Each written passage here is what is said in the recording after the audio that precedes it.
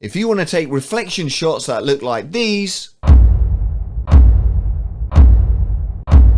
stick around and I'll show you how I do it.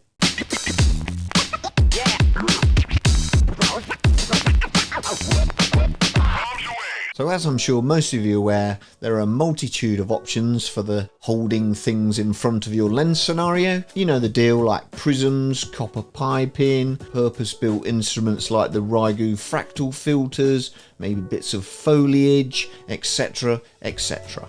But by far my favourite effect has always been mirrored reflections, something to do with my obsession with symmetry in some of my images.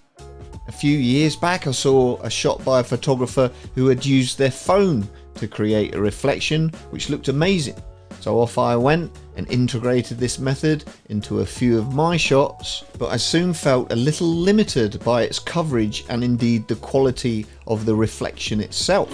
I thought there must be a better way to achieve this, so I went on the hunt for a small mirror I could have in my bag to use for scenarios where I'd want to achieve the mirrored look.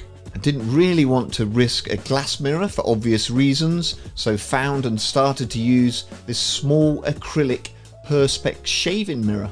I used this for ages. I still do for certain shots, but found it a little bit fiddly to hold steady under the lens whilst capturing the image, and also the coverage just wasn't there for much wider shots, and my fingers would creep into some of the shots, ruining them or causing extra post work in Photoshop. Deciding to try another method, I had an idea. I wanted a bigger mirror, ideally A4 size-ish, so I could slide it into a laptop compartment of my bag. I found an A4 acrylic mirror on Amazon which was perfect.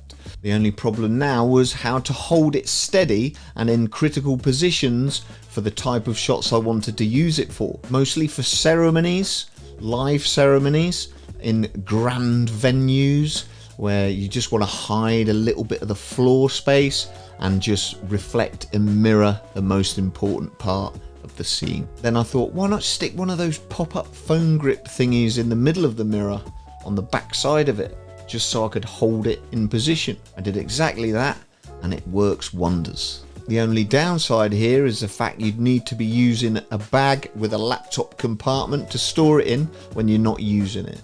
But I do think that most of us use a bag of that size anyway when we're out and about taking photographs. So there you go, the perfect reflective surface to sling in your bag that can be used for so many different reasons. If you found this video in the slightest bit interesting or helpful, please consider giving it a like to help me with all things a logarithm, or indeed things you use to put in front of your lens to create interest, as I'd love to know and learn something new from you guys. Till the next video, adios.